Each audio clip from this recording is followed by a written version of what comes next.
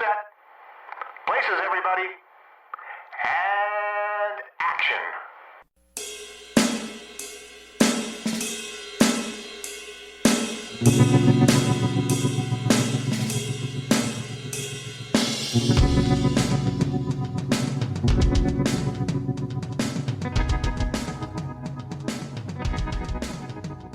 It's time once again for the Hooked on Movies podcast.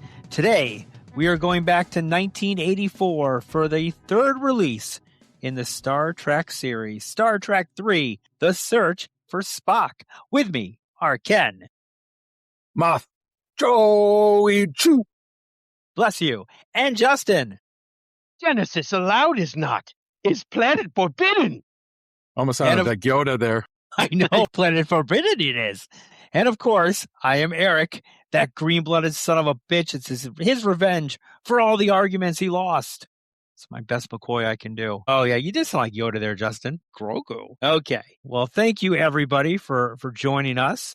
And, of course, you can find us on all the streaming platforms out there. Of course, if you're listening to us, you're on a streaming platform. And we'll give a quick nod to our friends at the Dorkening Network. You might want to check out some of their podcasts. Well, let's talk about the first time we saw this movie. I'm going to say cable, but I'll let you guys speak for yourself. Justin? Let's see. I know I've seen it in a drive-in movie, but I didn't see it first run. So I want to say that I saw it on like TNT or something like that in the earlier mid-90s. Mm-hmm. Possibly Sci-Fi Channel. I don't know if they had like a Trekathon, because I remember Trekathon being a thing. Yeah, that sounds about right. That's technically cable TV. Yeah, so definitely some sort of cable. Ken? Probably like something like HBO or something like that back in 85, most likely. Yeah. For me, no clue. I have no idea when I first saw this movie. It has to be sometime in the 80s. I'm pretty confident I can nail it down to probably cable or, you know what, VHS. My parents were pretty big on the old VHS store as we moved around. I know I definitely have rented this from the library at some point too, Mm-hmm. but I think the first time I saw it was well after I saw 4 and 5 and 6. And a drive-through nonetheless.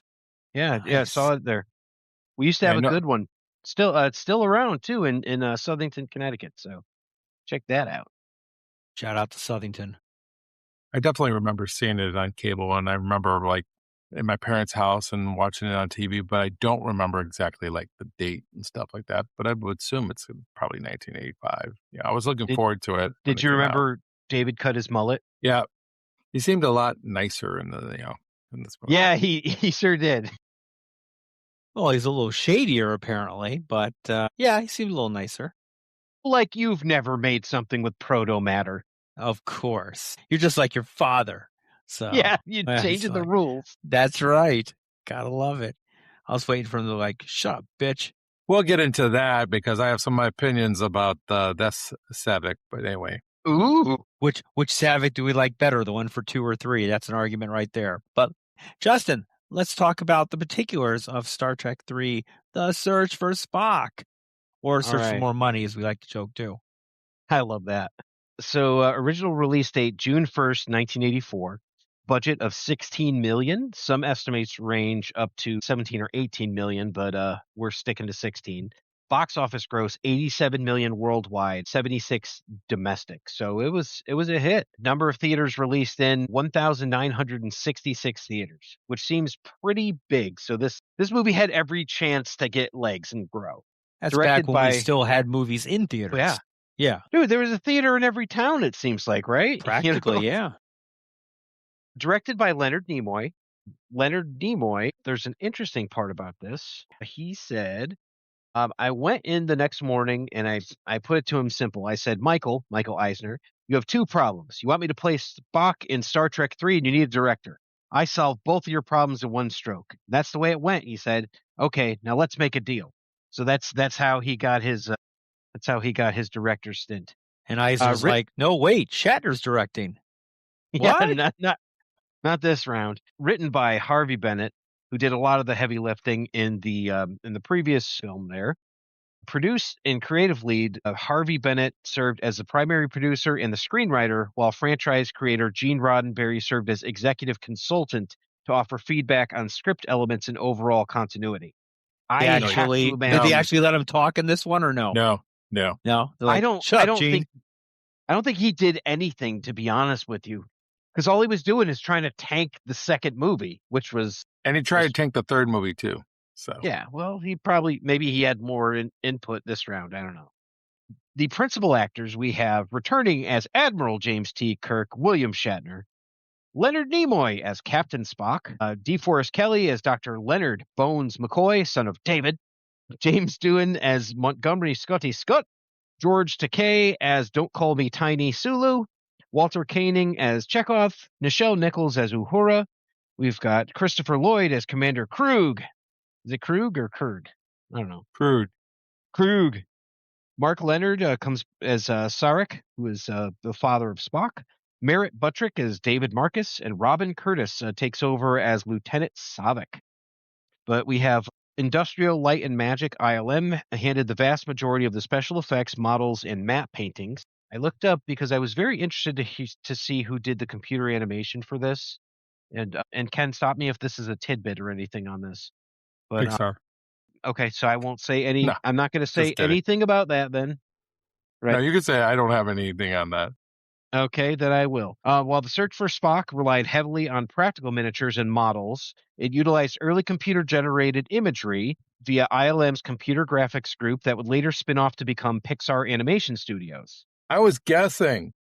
Yeah, I bet you were. The team reused the expanded upon the digital Genesis effects simulation tape from the previous film, deploying a breakthrough computer graphics technique known as particle systems to simulate the chaotic, fiery creation, subsequent evolutionary breakdown of the Genesis planet's terrain. You could tell, like, when you look at this, you're like, oh, there's a little time capsule of when this was based on the computer generated images. So you're like, oh yeah, this must be an 80s movie. Tactical bridge monitors, computerized readout displays used throughout the USS Enterprise, and the Excelsior also utilized early vector line computer animation to track starship movements and simulate the automated self-destruct sequence. So I thought that was pretty interesting. Music and score composed by James Horner again. So he's back, and maybe now he's making more money than he did in the first one. Rotten Tomatoes score, 78% critic score, 71% audience score. IMDb, 6.7 out of 10. Siskel and Ebert at the movies gave the film 2 thumbs up recommendation. In his written review, Roger Ebert noted that the film felt like a compromise between the special effects heavy first film and the more thoughtful second entry, ultimately calling it a good but not great Star Trek entry. Meanwhile, Gene Siskel expressed that he thoroughly enjoyed the picture, was mildly disappointed by the ending only because audience got a too short glimpse of the title character. Right, and those are the particulars for Star Trek III, The Search for Spock. Thanks, Justin. Well, Ken, I'm looking forward to hearing some really good tidbits on this one. So take it away, Ken. Do, do, do, do, do, do, do, do, do, do. Ken's tidbits. All right. In the opening credits, there is a 6-second long pause between William Shatner and DeForest Kelley's names, where Leonard Nimoy's name would normally be, because they didn't put his name in the credits at the beginning of the movie. Why? That didn't even occur to me. He's dead, Jim. I mean, everybody knew that he was going to be in this movie. I mean, they were searching for him. He's on the box.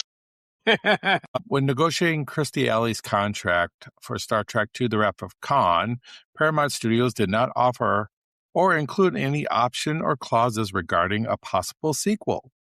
According to director Leonard Nimoy, this left Alley open to renegotiate a new contract for this film, resulting in Alley excessively asking for more money, which led her being dropped and replaced by Robin Curtis, who I think is the daughter of Tony Curtis, right? I was It looks not like Tony familiar Curtis with a little her. bit. In drag, yeah. Watch I Some look like Like Tony Curtis Some in Like It drag. Hot. Yeah. See, watch Some Like It Hot and see if you can like see the resemblance. First of all, that is freaking hilarious.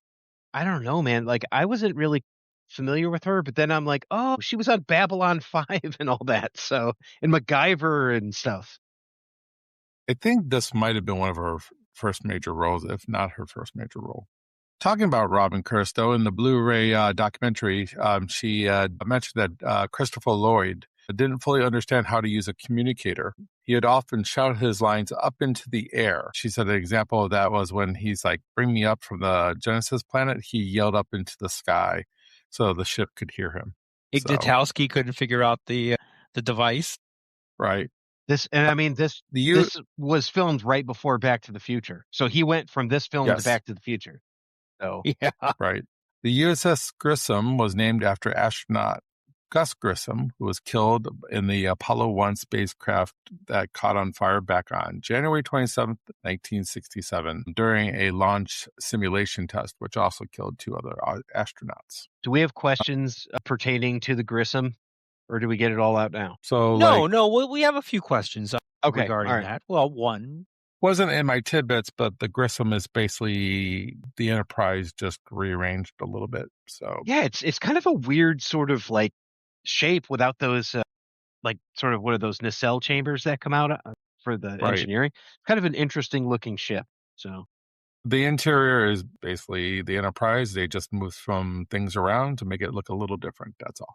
On the account of the amount of Klingon phrases in this movie, linguist Mark Okran was asked to create a working Klingon language. He based the words and sounds on a few improvised Klingon phrases used in Star Trek The Motion Picture, which had been invented by James Doohan. The film's villains, though, were originally supposed to be Romulans, but upper studio management wanted Klingons to be used since they were better-known enemies.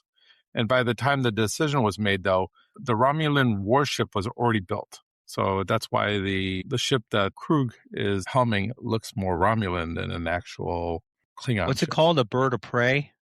Yeah. And then the Romulans have a warbird. But they said that they were going to be able to pass it off because Klingons and Romulans kind of used similar technology. So of course I love that you said that, because there's kind of like a burning thought that I had that the plot in this does not seem very Klingon. So it does kind of read like, oh, this would be a Romulan thing.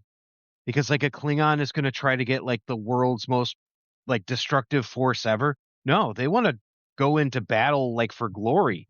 So it's kind of like, yeah, this is like deep nerd shit, Eric. So just like if these guys are all about like battle and glory and stuff like that, there's a couple things that didn't ring with me that this was a Klingon character. I got one that will actually add on to that I was thinking about just watching it this time around. So in Star Trek 2, in the simulator, when Saavik is like, all hands abandon ship, and Kirk comes up, he's like, open it up. And he's like, Klingons do not take prisoners. However, in this film, they take prisoners. They want prisoners. Yeah, which Klingons normally don't do. They just execute. Either they're going to kill you or they're not going to kill you. They don't keep you around for, for negotiation purposes. Which makes sense at the end when he goes, you should kill me. And he's like, I'll kill you later. It's like that is like, all right, that makes sense. That guy did the assignment. He read the backstory. So Edward James Olmos was Leonard Nimoy's original choice for the role of Cruz. However, producer Harvey Bennett preferred Christopher Lloyd. Nimoy finally cast Lloyd because he came off more operatic and physically intimidating, whereas Olmos was a skinny rat. So, but he was later offered the role of Jean-Luc Picard in Star Trek The Next Generation, but turned it down because he wanted to continue his work on stage. That's the worst casting decision I have ever heard. Edward James Olmos as Jean-Luc Picard. But then he ended up being in Miami Battlestar Vice. Galactica. He's a Miami Battlestar Vice. Galactica, yeah. But he wasn't like, oh, okay. So here's this French English, captain who's supposed to be of a certain age and all that. It's like, no, this is terrible. He's still like way too young for that role. Yeah. I loved him in Stand and Deliver. That's what I was thinking. I'm like, he was great in that. So Nicholas Meyer, the director of Star Trek II: The Wrath of Khan, was originally going to be directing this one, but he refused because he thought that Spock's death should have remained final. They eventually brought him back for Star Trek VI. He had a few movies to think about it. Did he lose a bet?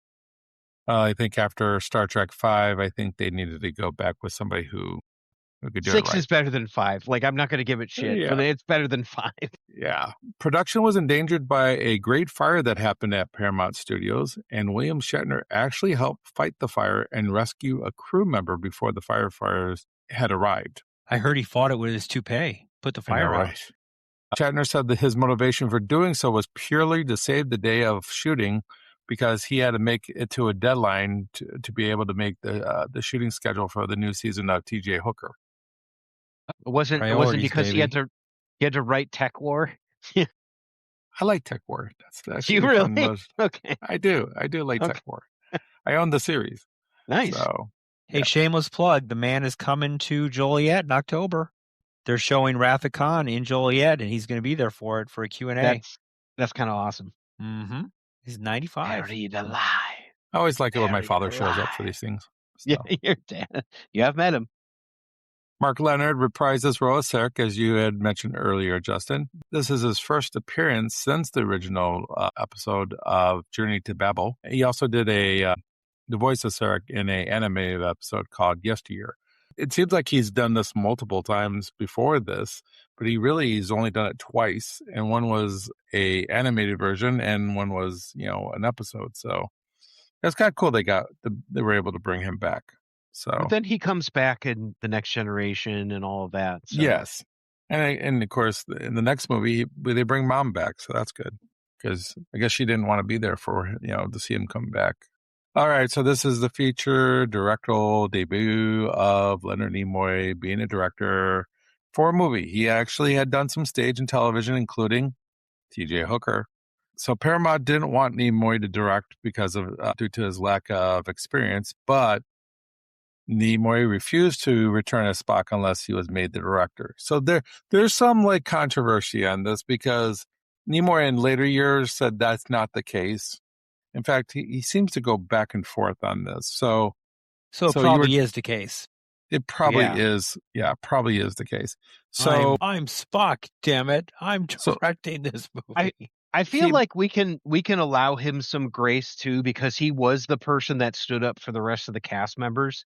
So it's like, you know what? Let him have it. Yeah.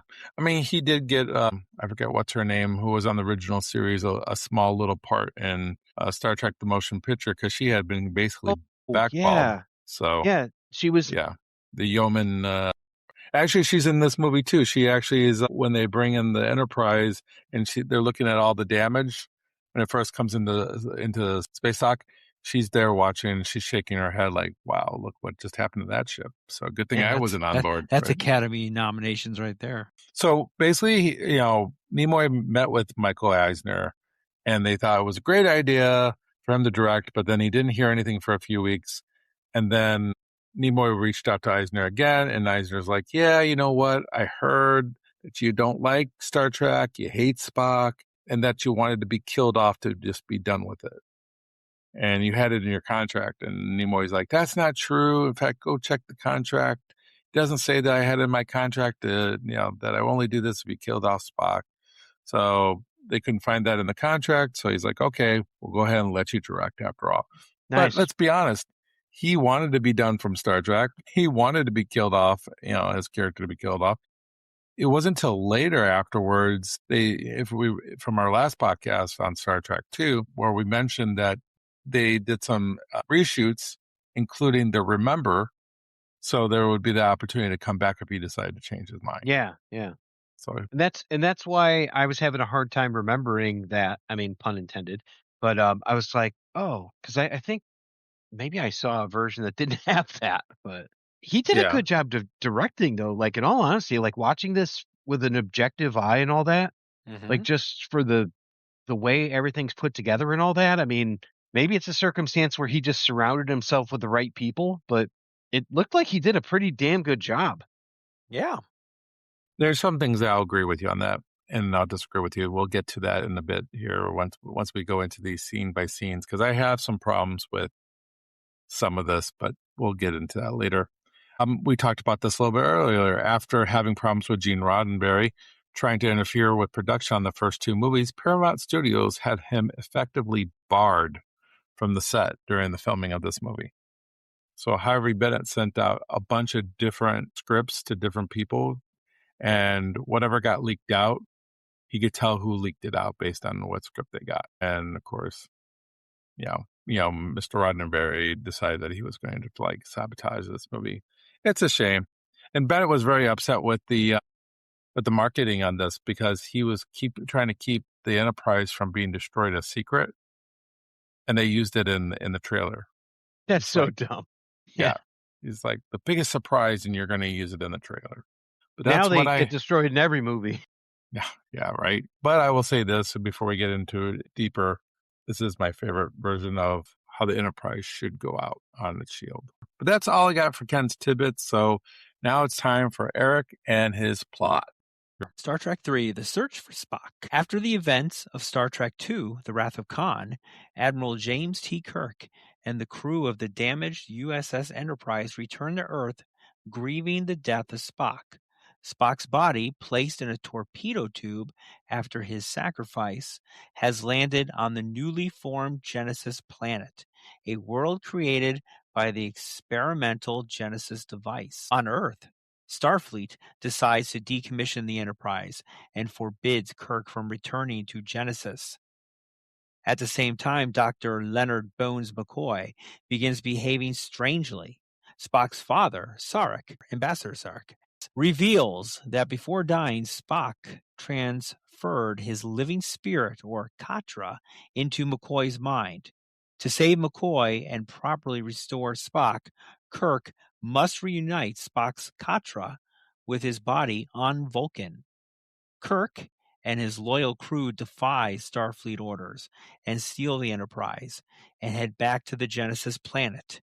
Meanwhile, Kirk's son, David Marcus, and Lieutenant Saavik discover that Genesis has somehow regenerated Spock's body as a child, but the unstable planet is aging him rapidly and beginning to tear itself apart. The mission becomes more dangerous when a Klingon commander named Krug arrives, believing the Genesis device can be used as a powerful weapon. Krug destroys the science vessel Grissom, captures David, Saavik, and the young Spock, and demands the secrets of Genesis from Kirk. Facing impossible choices, Kirk suffers a devastating personal loss when David is killed by the Klingons. Kirk then lures Krug's forces aboard the crippled Enterprise and activates the ship's self-destruct sequence, destroying the vessel to stop the Klingons. Kirk and his crew escape to the planet below, where Kirk defeats Krug in a final confrontation. Using the captured Klingon bird of prey, Kirk and the crew bring Spock's body and McCoy to Vulcan. There, Vulcan priests perform the Falter Pan ritual, reuniting Spock's Katra with his regenerated body. Spock is restored, though still recovering his memories, and the film ends with Kirk and his friends reunited despite the heavy costs of their mission. The end. Will lead into our first question. How does the opening establish the emotional cost of the previous film rather than simply moving on to a new adventure? They kind of pulled a book out of the Rocky movies. Yeah, that's what I was thinking. It's Rocky 3. I like how they started off with it being like a black and white, and they eventually slowly go into full color with it. Yes. So it's like the further you go back, the more grainier it is, and then so I kind of like that. It was I do too. It's a dirty trick, but I liked it. I'm with you. Why do you think it's a dirty trick? Because they're showing us films from like clips, like it's a clip show. Like that's the whole thing. It's like Superman 2 using or Superman 3 or whatever, using like a whole bunch of filmed stuff for Superman 1 or 2 or something like that. It's like it's kind of dishonest, but it's like, hey, we have the film, we have the footage. Yeah. Go for it. They say they did this because they wanted people who never saw Star Trek 2 to know what they're getting into with Star Trek 3. That's dumb. That is so dumb. Dumb. Yeah. Very why would you watch Star Trek 3? Star Trek 3 if you're not? Why would you watch Star Trek 3 without watching Star Trek 2? There's Come on. no Oh, I missed it. Blah blah blah. Might as well go straight into the Empire Strikes Back and not even bother with the New Hope, right? So, Right. Yeah, like seriously, so dumb. Yeah. That's a dumb answer by them for their reason of doing it. But I mean, I'm glad they did it. I kind of liked it. It gives that somber morning, and then when you break into, Kirk walking around the bridge of the ship, you can kind of see how depressed and bummed he is. Obviously, I think And it just it does set up the whole Genesis tube, like the torpedo going there. So Yeah. it's like, oh, okay, just in case you forgot. not Right. just because you forgot. I think it wants to put you back into that frame of mind, right? It's a continuation, and it wants you to feel like what you kind of felt at the end of Star Trek 2, right? So I think it does a decent job of doing that. But what's really weird is like Star Trek 2 ends off with Bones asking him how he feels, and he's like, young. I feel young. Like it's a high note on the end of that movie. But then you come over here and they're like, that only lasted like 5 minutes, and now I'm depressed again. So Yeah, it's interesting too because it's like we've got from Star Trek the motion picture into Wrath of Khan, there's like hardly any time has passed. And then you've got Wrath of Khan into Star Trek 3, and it's like you could tell some time has passed, but it's kind of like, all right, it's not like a super amount. There's enough time for Savik to get a new haircut. So it's like, all right, and David to get a new David haircut. got a new haircut. Yeah. yeah. Savik changed forms. Savik It's got a regulation. facelift. Her voice isn't as raspy as it was in the second one. She went into witness protection, and had her face all redone. So. It's her twin sister. What do they call them? Non-identical paternal twin. Yes. Yeah. The double twins. I would have been better off with just bringing a new character and then just I hate it when movies or series try to pass off the same character. It's like the Bewitched, Darren type of deal. It's like, hey, yeah, we're gonna keep the same name, but or on Roseanne totally different. with the sister. I get why they did it. Oh yeah, with Becky. Yeah. I get why they did that though, Ken, because it's like if they brought in another character and had him down there, it's like, all right, so she has to be a Vulcan to effectively, nurture this boy because she understands kind of what he's going through and she has that connection to him and stuff like that. So she has to be a Vulcan and she has to be. And I think for this to work, why the Klingon would kill David and not the kid and not her, she has to be a woman in this era. I agree with that. I think it has to work like that. So it's like we have so much emotional investment in the character from Wrath of Khan that it's the only thing that makes sense. And then they're kind of up against the wall. So it's like, I fully agree with you because I don't think Robin Curtis did as good a job as Kirstie Alley, but Not even it's close. one of those things. It's like, all right, well, this is what we have. So we may as well, we may as well make a sandwich. But you could have created a whole new character, a female Vulcan again. I mean, first of all, this is the other problem I have. So Kirstie Alley's Vulcan was more Romulan Vulcan type of combo, right? Whereas Robin Curtis feels just Vulcan. There's no emotion, no nothing out of her. She plays it very Vulcan-like. So it doesn't even play it the same way that Kirstie Alley played it. Now, if she would have played it the same way, then maybe I would give some grace here, but it's a totally different character. It just feels like a totally different character. I don't know that she played it as emotionless as you say. I don't know about that because I feel like she definitely had some reaction. Like she didn't have a big reaction. They've killed David. Like I get that. Right, yeah. David is dead. Yeah, I totally agree with you. Long there, live the Empire. I think there's times with the young version of Spock where she does show emotion, and I think that there's times that she's showing fear, and I think that she, like the actress Robin Curtis, chose to play it this way. I prefer Kirstie Alley because I just think that she's got more gravitas, as like too. Yeah, and she was more of a badass. I mean, she wanted to go in there and kick some ass. Whereas Robin, like when David wants to go ahead and he's like, you know what, give me the phaser, I'll take her. No, she's a Starfleet officer. She should buy that. She was trying to be a captain. She was doing the Kobayashi Maru. She was like, oh, but this isn't wow. It's like she's not yelling at David about like regulations and stuff like that. So it's like I think it's just the way that the actress wanted to play it and the writing. And so it's like it's those two things where it's like, hey man, we had steak, now we're eating like chipped beef. And So that's why I'm it's like- saying it should be just a completely different character, because if she's going to play it differently, might as well just give her a different name. And she could still do all the things with Spock. And, I'm still not convinced that they didn't have sex, Spock and her on the planet, when they're like doing the finger thing, because he's got the Panthar. And how do you resolve Panthar? You have sex. Yeah, that's interesting.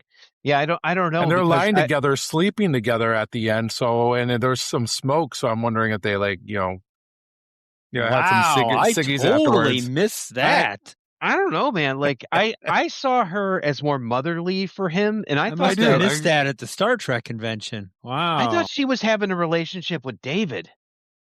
Which Yeah, it was supposed to be a romantic Okay. relationship with David, and she was supposed to have his baby. I've always been wanting to sell this What? as Kirk's grandson is somewhere out there, and and they have to save Kurt's grandson down the road or something. But yeah, that was Savick gets around they were supposed to have a like romantic a record relationship. Woo, woo. Yeah, and she was supposed to get pregnant. it's So- just kind of like with Savick. I feel like they're doing the exact same thing that they did with the bald woman from the first movie, where it's like, oh hey, Isla? we've got like this Isla, yeah, we've got this like sexy alien woman and all that, and then we're just gonna do.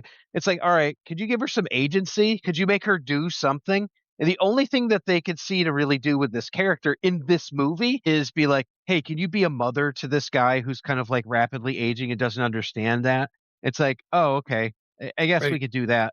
Let's just take It a came huge off as- step back from the last movie. Yeah. It just came off as sexual to me, because how I know what Panthar is, and I Yeah. know that how to get that released is you need a release. Now, So- Ken, that's a tidbit. Yeah. Well, I wanted to save it for this section here. So, but the other thing that would have been cool though is if she was pregnant with David's kid and the Klingons were about ready to murder her, and David saved her and their unborn baby. That would have been cool. That would have But you're made talking even his about, death like, even some more sort of- But awesome. I am pregnant. Emotional- What? Like it was a big thing that happened that was an absolute nothing burger. Right? Like, what did it do? It didn't move the plot along. It wasn't like a clear motivation. At the end, like the only thing that it worked for was when Savik's like, "Oh, this cost you so much," and he's like, "If I hadn't, it would have cost me my soul." So you killed David so you could have that line. That's it. There's no other reason for this. I think they wanted to give David uses the prototype matter, and a lot of people have died because of that, and they wanted to give him what he deserved. Make him a villain, right? Well, not a villain, but somebody who, Reckless. at the end, He's a reckless scientist. at the end, they wanted to give him a hero's death, kind of like you did all these things wrong and you need to do something right to make up for it. Kind of like a Vader. ceremonial death. Yeah, well, like Yeah. So if Vader we got a in Star J.J. Wars. But. Abrams version of this after Into Darkness, I would hope that they would rewrite that to where it wouldn't be a circumstance where David had to die, and maybe they'd rewrite it where it's like, I just messed up, man. The math was wrong. Instead of using some sort of like proto darkness or whatever he was using, we didn't need it. We didn't need And of any of course- that nonsense. Of course, with that nonsense, you don't have Carol Marcus in there because you Nowhere. can't. Yeah, because you can't make it seem like she knew about the proto matter, and She's 'cause the she head was scientist. she's of the head course. scientist, right? Carol So you Marcus, almost yeah. because if you notice when the Klingons are reviewing the data that they got, No Carol that was still on Marcus. no Carol Marcus, it was Shatner. All Shatner explaining, because you're right. In the original tapes, she's explaining everything, It is. Right? Yeah. but in this one, he's explaining it. Yeah. Good So call, Ken. Ken. They deleted her out of this movie completely. And they Contractually, she killed- didn't want to be part of it anymore. Khan killed all the other scientists, so if anybody else knew about it, they were all dead and hung up and strung up in the freaking caves. And Krug, did he kill his girlfriend? Yes. Okay. And by the way, that And made she was perfect cool with sense, it. right? Yeah. Yeah. She was like, "Oh, I understand. No problem. No problem. Enjoy." That was a Romulan move. That was a Romulan thing. That was not a Klingon thing. She Yeah. didn't look up and say, I die with honor or anything else like that. That was like, oh, I accept my fate. But that was a friggin' Romulan thing. And I could have seen it. It's like, oh, treachery and deception. You know how the game is played. Boom. It's like, that would have been fine. So, yeah. The only thing I would have done at the beginning of this movie a little bit different is it just looked too bright on the Enterprise. It should, when you're mourning, Spock and everybody's mourning him and everything. I felt like the bridge should have been darker and like a little bit more. It was just too bright for me. It was It's like, funny you say that because I was watching the 4K on it, and I'm like, wow, Yeah. these colors really are good. I mean, it Right. really was mastered well. Dude, the costumes in this were so good, like in comparison to like the first one and all that. I mean, even like the second one, you have like a lot of different costumes, but Well, this the one, first it's one, like, they're just wearing like Nehru jackets. yeah, the problem though with the 4K though, in my opinion, is when we get to the Genesis planet and everything looks like it's a soundstage. I haven't everything seen it. looks like This is everything looks 1080. like I didn't see it in 4K. okay. Everything looks like I'm watching it from 1967 Star Trek. The winter and and everything. Rubber aliens and rubber Yeah, suits. it just didn't look right. So when I looked at this on 4K, I'm like, some of this you could just see the imperfections of this movie. That's why I'm saying it's not perfect. I mean, I think Nimoy does a good job of pacing in this movie, but I think visually there are some things left. So it I hasn't wonder aged though, well. is that of the times though, where it's like, did Yeah. it look good then? Because I mean, we look back on Tron and it's like we're supposed to be like, wow, and we're like, this looks kind of dumb as hell. Right. Yeah. Like I Exactly. love the movie, but it's like, okay, he's got a highlight thing and he's throwing a frisbee. So He's driving a Honda bike there, and Yes. yeah, no, I thought I've never seen it in 4K, but the 1080p transfer I thought looked well. And there's been many movies. I've brought this up in the past about like Close Encounters of the Third Kind, which is horrific on 4K, almost unwatchable. But on 1080p, the transfer is good. So on an older movie, and this being 84, at some point you have to kind of limit your mastering and realize where your imperfection limit is going to be. I'm with you. Okay. I hadn't even thought about the whole thing with Carol Marcus until you said it, Ken. I didn't That's a either, really, actually. really insightful pickup. Yeah. Well, I'll tell you another thing, with the Genesis that I picked up this time around that I never thought before. But basically, the Genesis project itself is the Death Star. It's just the Death Star, be able to destroy a planet with. Does the planet with a shot. blow up afterwards? Like, No, it So takes it a doesn't- desolate planet. It takes, but if there was moon. life on that planet, though, it would It'll kill eliminate it. all life from the planet. So I'm thinking this is like a Death Star weapon. So they it kind of like accelerates the life and death cycle of a planet, right? So, and then it goes all like volcanic and stuff like that, but it Right. doesn't explode like Alderaan explodes or anything, right? Right. No, it doesn't Yeah. do that. But and I was that's thinking why like Krypton, actually. that's like why that's why it's different, though. I mean, you can't be exactly the same as Star Wars, but I think but when you have a world killer, what was that? What did we have previously that was a world killer? The Death Star, right? So I think beg, steal, and borrow from some other people, but can like Nothing make it your scarier own. than the thought of a Star Trek villain with a Death Star. That is scary. Yeah. Like That's more why I so would than love the Khan Empire having and all it. that. That's Oh my why God, no. Khan. That's why Khan being was the great villain, because you didn't want to have him have that type of thing. No, yeah. Whereas Krug, I think, would just give it to the Empire, and then the Empire would, who knows what they would have done with it. But you know that Khan would have just. Do you think he would have tried to take over the Empire with it? Because I kind of was getting that conquest vibe from him. Yeah, you know what? I mean, if you go by what Klingons are, it's all about honor and glory. So I think he would just be satisfied with the glory of being able to take this weapon from the Federation and give it to his people. But if you go by the Romulan type of way of thinking, then I think yes, then he would probably try to take over, because they're just trying to kill everybody. Because Romulan leadership changes drastically, as as Star Trek fans, as we know, Romulans always have a coup from time to time, right? So, Yep. And then you get Tasha Yar's twin sister up there. So, gosh, yeah. that was so We're stupid. deep in it now. Yeah. Next question. Next question. All right. So Dr. McCoy does his best impression of George the Animal Steel, apparently, in ripping open the quarter doors of Spock. You saw those doors, right? It looked like they were just like torn apart. What is unsettling about McCoy's behavior, and how does this scene use mystery to deepen the story's plot? You know McCoy, you know Bones, you know what he's like. He's kind of like he's always in control, and he's the observer that's going to give you some sort of snarky comment. He's not the person that has the problem. He's And not you the see him. mysterious person speaking to Yeah. you. Yeah. Yeah, he's usually like the cool head that will prevail until, well, I guess I wouldn't even call him the cool head that would prevail, but he's usually the cool observer, the person that comes up and says, "Damn it, Jim, I'm a doctor, not a god," or something like that. And here he's the one who's afflicted, and you're so emotionally invested in him because you're like, "What the hell's going on? What did Spock do to him?"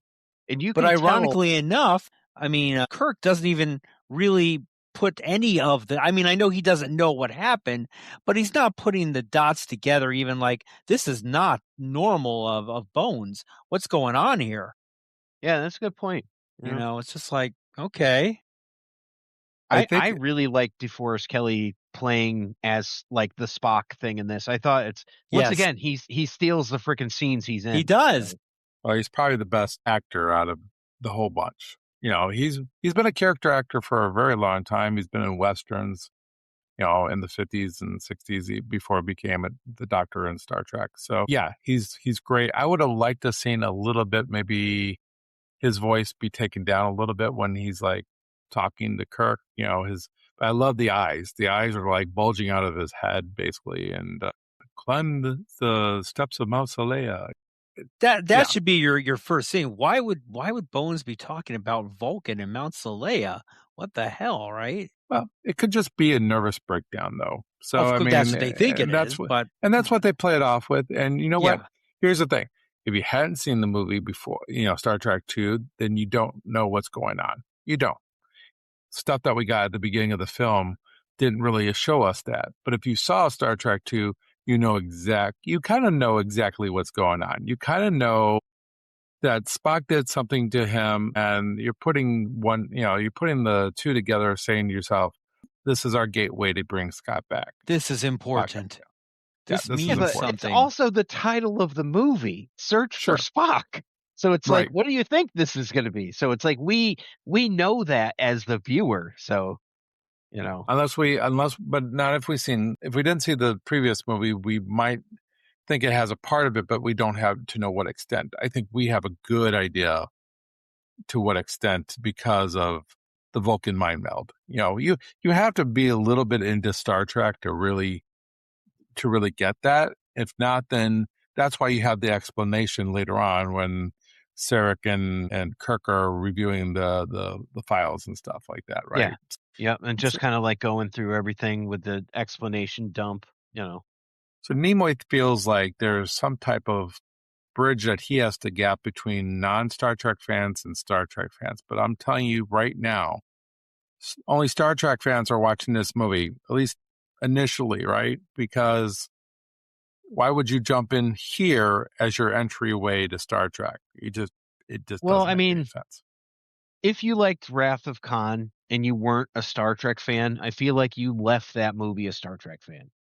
No, I get that, but you wouldn't start here. But I could see people going from that movie into this movie and being like, I have just enough information from Star Trek II to like watch this movie and to like it without necessarily watching the original series. And But I mean, we know enough of Star Trek II to know, kind of like I said, what kind of is going on. So I mean, I don't think you need to be an original series fan, but if you've seen the previous movie, I think you're good to go for the most part. I'm just saying that I think Nimoy's just trying too hard to appease people that don't know Star Trek. I can see that. And I mean, I think that's what most of the directors will do with properties like this and Star Wars and Marvel and things like that. So, and I mean, I think that Donner did that with Superman. You know, didn't they do that with Back to the Future 2 as well? Probably. I want to say yes. I want to say they played like the last part Because they absolutely did. Yeah. they did because they had a new Jennifer. Mm-hmm. So they reshot the whole scene of what they did in 1 at the end and replaced it with the different girl. So this is And an they 80s replaced trope Crispin thing. Glover too. So yeah, that's true. It is an 80s trope. Yeah, you replaced the girl, gave her the same name, so it's not a different girlfriend. So they stole from Star Trek 3. So Oh, okay. All right. Well, pretty that's funny. good. I mean, not only they steal the actor Christopher Lloyd, they stole the changing of the girlfriend and changing the actor.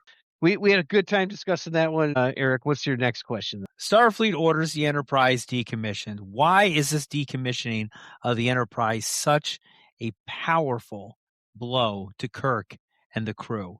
I think it speaks for itself, but let's discuss it. Oh, they wanted to go Yeah. back and to the Genesis planet. It's underplayed a little bit. It's like I feel like it didn't have as much weight as it should. You're getting rid of the Enterprise. I feel like it should have been, but because you have all the stuff with Spock going on and McCoy and everything, it almost takes a back seat a little bit more than I think it should. Yeah, because the Enterprise is its own character. Right. I mean, it's from the Yeah. original. It is Star Trek. And you're right. It's very minimized as we're going to decommission. We're going to scrap it. It's done. It's 20 years old. It's out of date. We're going to decommission it. That's like taking your home away from you just because it's old. I mean, you just remodeled it, just a few years ago. I mean, it's not like it's that old. You upgraded it, and it should be in pretty good shape. Exactly.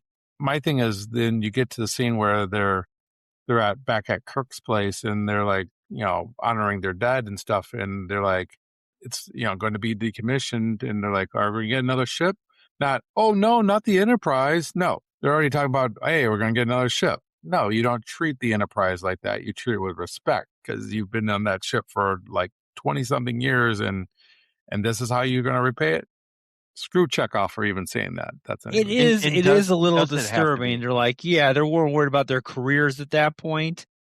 I don't know, but the It's interesting. Enterprise. Does it have to be Star Trek with the Enterprise or not?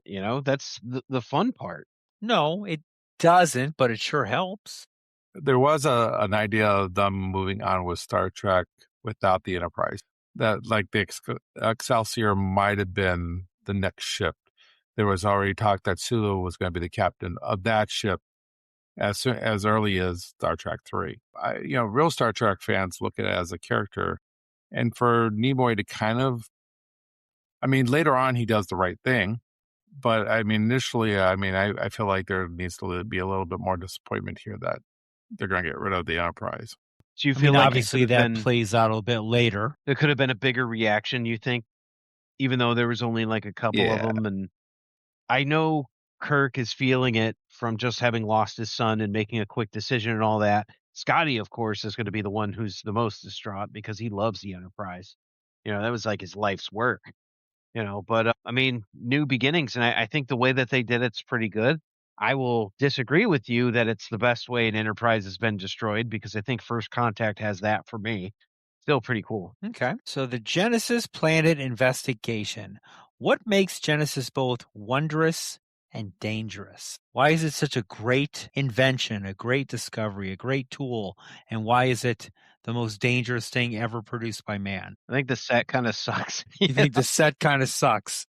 Yeah. There you go. Like, they have stock jungle, stock desert, stock winter, and I'm like, this sucks. And that's what I'm saying. It looks like a soundstage. I mean, Sucks. That's where they go wrong here, and I think it's always looked that way. 4K just enhanced it, but I mean, why? Okay. But why? Let's not look at it that way. Why don't we look at it from a movie point of view of the actual?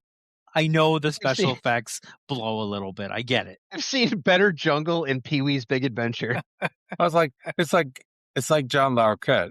Impressive. It can make planets. Yes. What a stupid character, by the way. I'm sorry. Was that John Larroquette? Yeah. That was John Larroquette? When he's asking his opinion. Impressive. It makes planets. Make planets. Carol Marcus said in the last film, it would solve hunger issues. Of course, what would be bad for it is if it turned into a weapon, right? So, because it would destroy whatever life I was hope on the that planet. doesn't happen. Right. I like how Krug is describing like how the Federation would take over the planet. He's like, a husband, wife, kids playing in the yard, grass. Yeah, He's like that so happens. unhinged. It's so funny. Hmm. He's trying to choose scenery and all that, and it just, I don't know. It's like you keep comparing him to Khan, and you're like, yeah, but are you going If to he came stab be- me from Hell's Heart? I don't think so. If he became before Khan, we would have liked him a whole lot more. I mean, he's Probably. still I a don't decent dislike him. villain. Yeah. He's still one of the better villains in the Star Trek universe. Let's be honest. Yeah, So I do not disagree. It's just there's like certain aspects of this film where it's like, okay, the fights, the choreographing is so bad. It Where really it's like, is. the I've had best enough. fight is Sulu. Right? Sulu like flipping that guy on the ground and all that while he's wearing that glam like jacket, like a cape. I'd be like, this guy is awesome. Give me a movie about that guy. Hey, So by the way, that guy, the same actor, was also the same actor in the motion picture when Spock used the nerve pinch to get to be able to lead the Enterprise. Really? Same guy. no, what are you trying to do? The Vulcan neck pinch. No, you got it all wrong. You gotta hit with It's a up neck. there. It's up there. Is that it? Yeah. Yeah. Oh, yes. Space I would- Balls. I would prefer that to this. I guess McCoy couldn't do it though because he tried to do it with Yes. Which was cool. Yeah. Yeah. I like that. And like those little affectations that they have there is like, okay, he's trying his best Spock, but he's not quite there. And we start to realize how remarkable Spock is as a character when he's doing these things that Spock does. I do love the fact that throw tribbles into that place. Yeah, I That's- did. Yeah, I That's did kind see of that. nice little homage there. I think All that they right. do a good job on the alien makeup in this one too, which is something that's a good plus. The Klingons look really good. The aliens in the bar look good. No one looks like a Roger Corman film. So it's like I gotta give them that. Like, Even the pet dog thing looks okay, right? I mean, it's a 1983 puppet. What else can you really ask for? It's Dark Crystal. I was Yeah, just going to kinda. say the Dark Crystal when you Yeah. said that. I Yeah. was thinking Willow, but Willow was 4 years off at this point. So Yeah.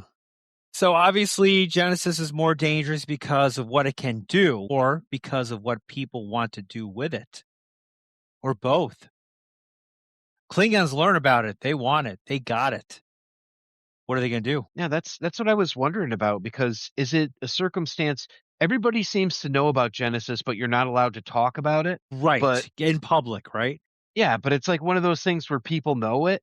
And like the nebulous thing for me is that if Krug wants this, he wants it as like, oh, if you don't listen, I'll do this.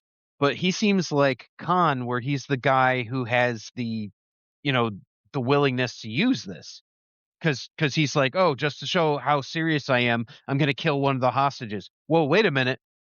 And like he doesn't fall for Kirk's BS. Like, I won't do it because you wish it. Okay, all right, we're dealing with a different character here, so I What does think he would Krug use have? it. Like a ship of like 12 people on it? Yeah. There's something not like a that. lot, yeah. There's not a lot. They think that the Kirk ship has a full crew. Well, the Enterprise, as he said, they outgunned me 10-1 or Right. something to that extent. Yeah. Right? So, I mean, the Enterprise is a bigger, stronger ship with a lot more crew, where this is more of it's a battleship, it's a cruise ship, but it's not, I don't think it's their full warrior type of ship. Like a But ship they you have want to they send have the into battle. cloaking device, right? The I think it's a Federation ships scout don't have ship, that. right? All of them do. I mean, as far as the Klingon ships, Yeah. but this is more of a, like I would say, a scout ship. It's a scout Yeah. ship, yeah. Yeah. Yeah. Its thing is to get in and out of places really quick. It's a bird of prey, but Right. like a bird, it's kind of fast in and out. It's not designed for toe-to-toe battle, in my So opinion. Krug is like not some big ass Klingon general, is he? Okay. No. But I think he's somebody who's like an opportunist. Like I said earlier, I think he is looking for glory. He wants to come back Yeah. and show, say, hey, Klingons, I did this for the Empire. That's Okay. what I don't. Okay. Whereas I think Khan would take it upon himself and he would create his own Attack the order. Empire. He would create his own order, but I think Krug would fall into line because most Klingons believe in the honor system, bring glory to the Klingon Empire. I think he would still fall into that. Praise be to Okay. Kalis. Kalos. Guys are freaking me out. But all right, let's roll on here. So the Ambassador Sarek, Spock's father, comes to visit Kirk. How does this Uninvited. scene uninvited, surprised the group here. Didn't want to drink, apparently. Kind of rude. How does this scene shift Kirk from warning Spock to taking action for him? He sees an opportunity to get back his friend. Yeah. I mean, like he says, if it was all like something like if it was that much at stake, Spock would have found a way. That says a lot there. I think the mind meld also kind of helps us see how much grieving he's going through. So that kind of helps too. Kind of talking in Spock's voice, it just gives us a little bit more heartache. And I think Yeah. I think Nimoy does a good job of pulling out a little bit more drag of the heartstrings a little bit where, up to the point where it's not needed anymore. And I think right here is the end of that. And I think it's done well. Yeah, I think For it's sure. one of the strongest scenes in the film, actually. Do you? Yeah. Yeah, I Okay. do, because it's like I said, there's some like kind of goofy scenes, and then there's some good nuggets here. And like that's the difference between a good movie and a great movie. A great movie has amazing scene, amazing scene, amazing scene. A good movie has, okay, we got some filler. We've got some, oh wow, that's a really good scene. Then it's like, okay, some filler again. Oh wow, another really good scene. Okay, oh that's it. Kind of like that aspects of it. But I mean, Savick, right, is so Sarek. intense. Sarek Yeah. is so intense, so intense. And Yes. you're just like, oh my god, like this guy, like what did he just drink a whole bunch of coffee and walk into the room? It's like you feel like he was just like yelling in the hallway or something like that. And then he just came in. You're like, what the frick? Kicks everybody out. Yeah. Yeah, like get out of here. Yeah, it's like being in the room or being in an elevator with Nicolas Cage. Nice. So going from that great scene, as you put it, the next scene I want to talk about is a little comedic with Bones in the bar trying to get a ship to Genesis. It kind of reminded me of the Star Wars scene in the bar, The cantina. the cantina. Yes, where they're Yeah. trying to get a ship. Not as this one's a little bit more comedic. I think the alien that he's trying to get the ship for is a little too comedic, in my opinion. I'm not a big fan of that character. Both of them are loud as can be. Yes. What- Yes. Yeah. Hey, we're trying to do something illegal. Let's talk as loud as we possibly can. Right. So, Right. Leonard one has of them money. should. Like that's the Yeah, whole that's thing the too. other thing. They don't use Money I money. got. That's the thing. That's the problem with the Star Trek universe sometimes is they bounce back from, hey, we don't have to buy these drinks to like, hey, thanks for paying for my drinks. It's like, where's the money? When does money apply in the 23rd century, right? What do they 12 use? bars. Gold pressed platinum. But yeah, I mean, money's supposed to be done away with at this time. Or maybe there's still times when you use money. Money Riker's I got. talked about it before. I know that. Like they had to get something, but that's like still years away, and things like that. But yeah, it's kind of like, all right. I think that it was intentionally supposed to be like Mos Eisley. I think it was supposed to be like that. Kinda. I like to think that video games in the 23rd century have come What better have than evolved? those. What are they little evolved. biplane fighters there? Yeah, that are like within like Yeah. 6 inches from each other. So I think George Lucas would redo this. I think if that was the case. Yeah. I mean, but video games pretty sucked. Maybe it's a retro arcade. I don't know. Maybe. Yeah. DeForest Kelly's still good here. It's just I think you have two characters that are overshouting each other, and I think Yeah. I think that might have been a little too much. It also shows that he's not a shady character normally, so he doesn't understand how to be one. So it kind of shows, like, that was my take on it, where He's it's like, not this in guy his doesn't right even, state of mind. Yeah, he doesn't He know how really to break isn't. the law. Yeah. Spock is coming out in his language, which I thought was kind of funny. Not the same guy that was bringing that illegal Romulan ale to Kirk in the previous movie, right? Yes, right. I like the fact that the waitress is hitting on him. Like, if that's any of my friends, they're going back to that bar like the next day and seeing And what's she up knew about that. him too. Yes, she did. Yeah, it's like he frequent there. Yeah, Not doctor. surprised. Yeah. Well, bars. Doctors hang out at bars Doctors all love the time. bars and golf courses. So, yeah. So, of course, Kirk, after he talks with the ambassador, gets the plan to ask for permission to take the Enterprise back, and if he is denied.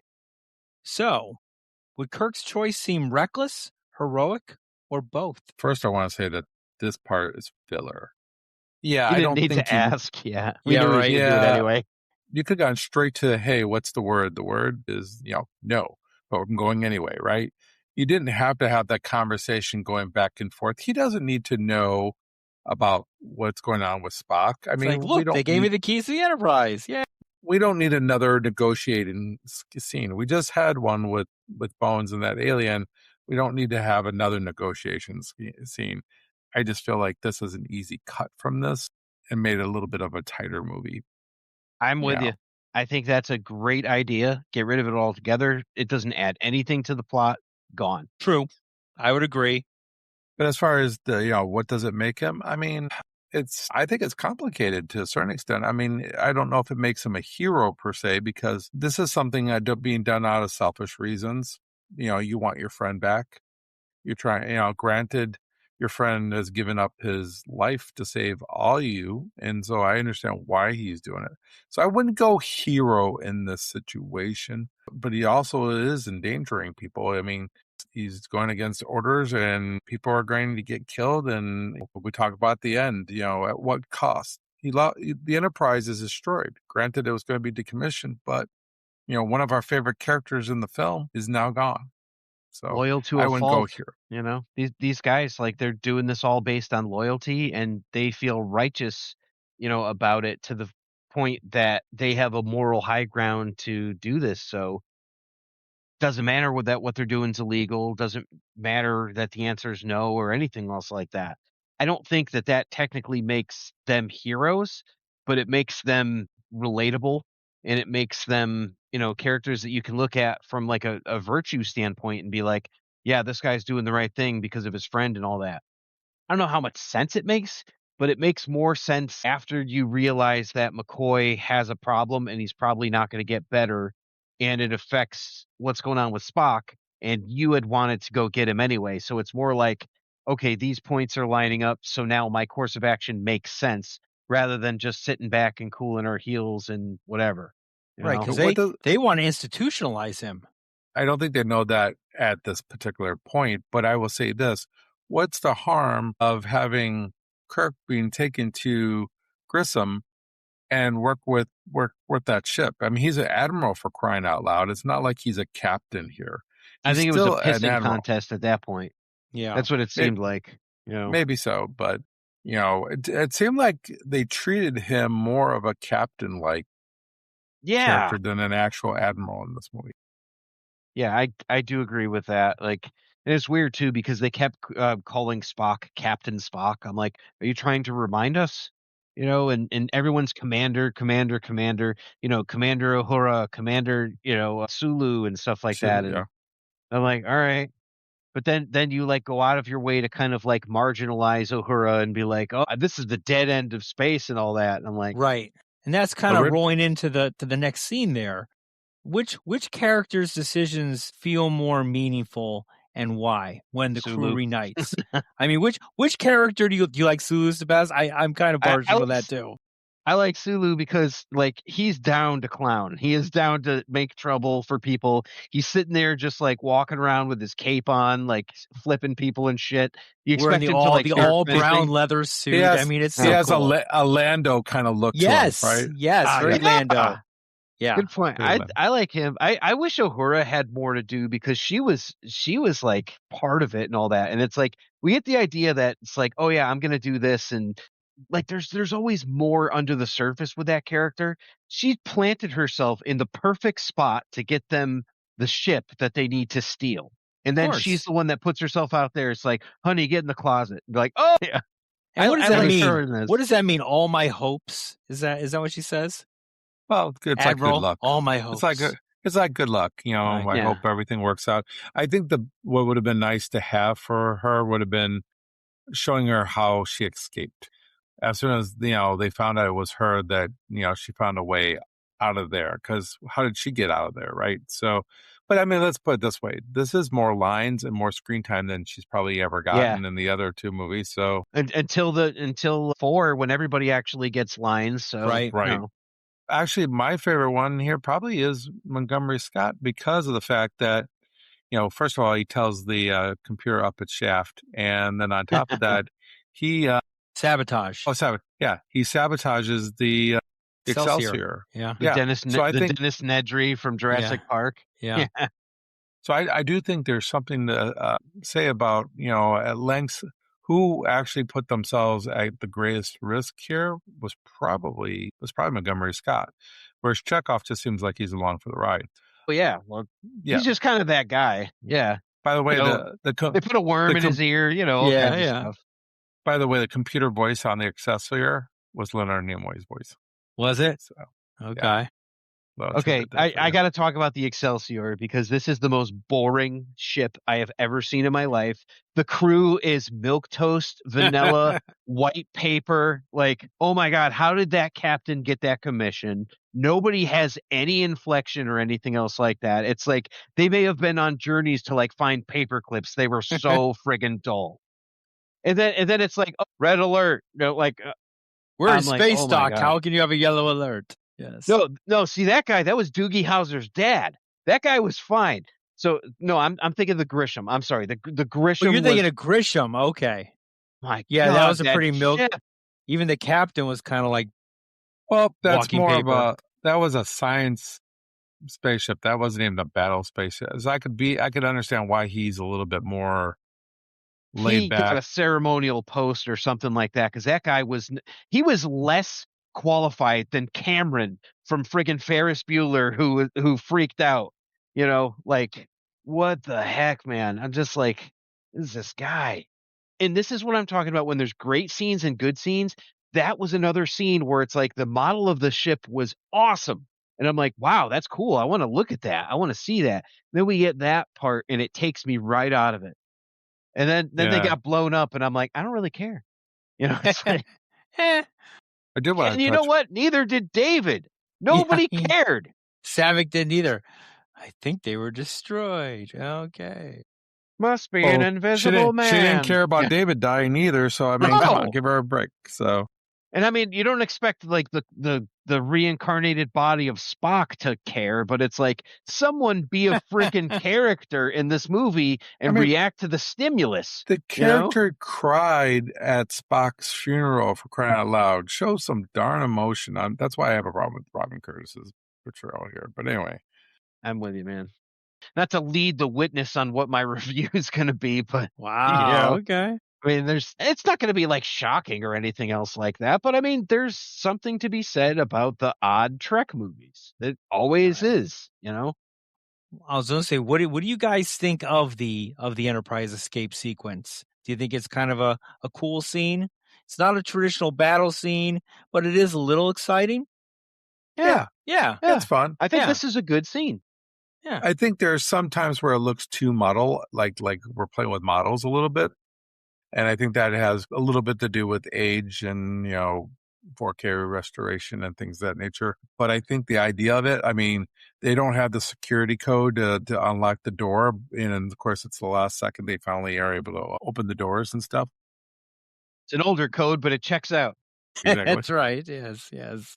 I don't know if I like the idea that you could take the Enterprise with two people and drive it yourself to wherever you need to go. I think that's too big of a ship to allow that to They happen. did not show engineering at all in this movie. So it's like at all. Like I thought that would be important. If it was like the Defiant in, from Deep Space Nine, yeah. Little. I could get that. I can get two people manning that ship. But only the people that you're going to have are going to be on the bridge, and that's it. It's hard, especially with the flagship. Yeah, it only has to be run by two people. Well, it's not, because you've got Chekhov, you've got Sulu, you've got Montgomery Scott. But they said that can be. that was Okay. automated. And he's like, the rest of you don't have to come with us, me and McCoy, because Scott told him that he had it fully automated to the point where both of them can do it. And what he said, chimpanzees and Yeah. something Two like that. trainees and a chimpanzee can run it. Could run it. Yeah. Yeah. So yeah, I think for a big starship, it kind of like degrades the value of the Enterprise a little bit. But it's a plot device because It is a that's plot what leads device. to the self-destruct system. So it's like you kind of can't have like, Captain Picard Day with like the school kids on the Enterprise and all that during all this stuff. So they have to answer a question and be like, well, how come no one's on it? Well, Scotty automated it. Okay. When did he do that? Oh, he just did it. Don't worry about it. I'm more intrigued about this Captain Picard Day. Oh, yeah, that's a great one. Oh yeah, it's a real thing, man. Yeah. Okay. I think it's celebrated in Canada, actually. Why? I don't know. There's not much to celebrate in Canada. Shatner's Canadian. Celebrate Shatner. It's not celebrated by Edward James Olmos. We know that. Of course not. Yes. All right, moving on to our next question.